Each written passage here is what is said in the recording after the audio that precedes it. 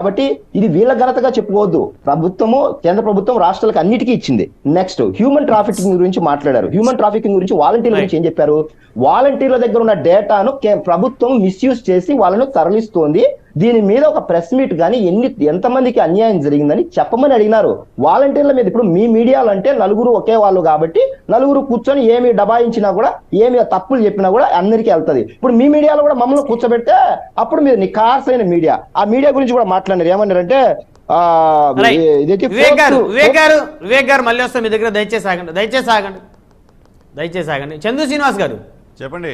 చందు గారు కంక్లూజన్ ఇవ్వాలి. మొత్తానికి జనసేన అధినేత జగన్మోహన్ రెడ్డి గారి మీద ఈర్ష్య, ద్వేషం, అసూయ పవన్ కళ్యాణ్ గారి మీద, జగన్మోహన్ రెడ్డి గారు కాదు. జనసేన అధినేత పవన్ కళ్యాణ్ గారు జగన్మోహన్ రెడ్డి గారి మీద ద్వేషం, అసూయతో రగిలిపోతున్నారు అంటున్నారు.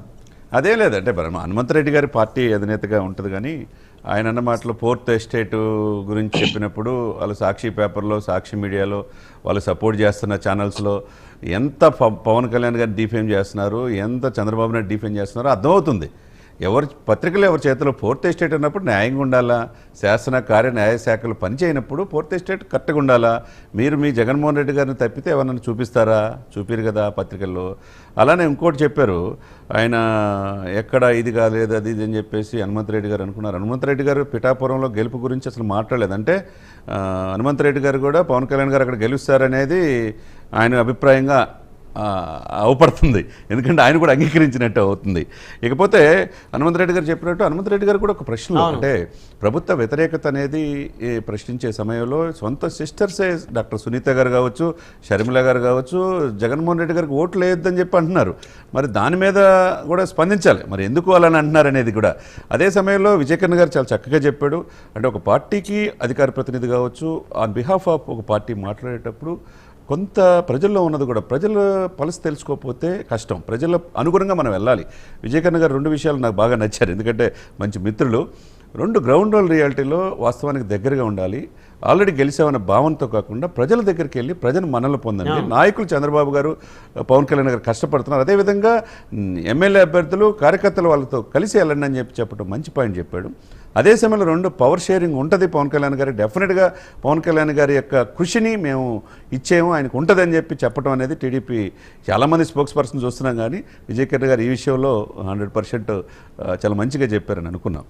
ఇకపోతే పిఠాపురం అనేది మీరు మెయిన్ టాపిక్ సార్. ఇక్కడ పిఠాపురంలో 1952 నుంచి కమ్యూనిస్టు పార్టీ జగ్గారావు గారి నుంచి ఈరోజు పెండెం దొరబాబు వారికి 16 మంది ఎమ్మెల్యేలు అయితే 12 సార్లు కాపులు అయ్యారు.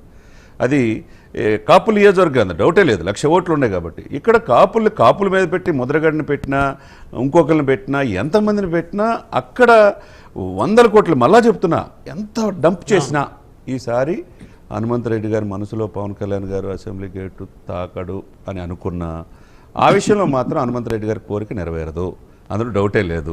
ఇకపోతే ప్రభుత్వ పథకాలు బాగా చేసినప్పుడు, బటన్ నొక్కినప్పుడు ఎందుకు వ్యతిరేకత వస్తున్నది? ఎందుకు సొంత సిస్టర్స్తే 3,000 కిలోమీటర్లు పాదయాత్ర చేసి వాళ్ళ అన్నయ్య గారు అధికారులు రావడానికి కారణమైన షర్మిల గారు ఒక పార్టీ అధ్యక్షురాలుగా ఎందుకు విమర్శిస్తున్నారు? ఎందుకు బీజేపీతో అంటగాగుతున్నారని చెప్పేసి అంటున్నారు పదే పదే.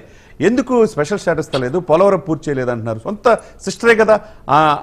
ఆయన వదిలిన పానం ఆయన పక్కలో బలిలాగా అయింది. ఇకపోతే డాక్టర్ సునీత గారు తెలంగాణ హైకోర్టులో సాక్షాత్తు హైకోర్టు సాక్షిగా, మీరు పక్కనే మా నాన్న హత్య చేసిన వాళ్ళని పక్కన పెట్టుకుని సేవ చేస్తూ ఉన్నారు, మీరు మాకు చెప్పొద్దు, సొంత చెల్లెలకే అన్యాయం జరిగిందని.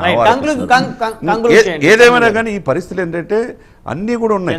ప్రతిపక్షాలు అనేక రకాలు ఆరోపిస్తున్నారు. టీడీపీ ఆరోపించిన, జనసేన ఆరోపించిన, అందరూ ఆరోపించిన సమాధానం చెప్పాల్సిన బాధ్యత అధికార పక్షానికి ఉంది.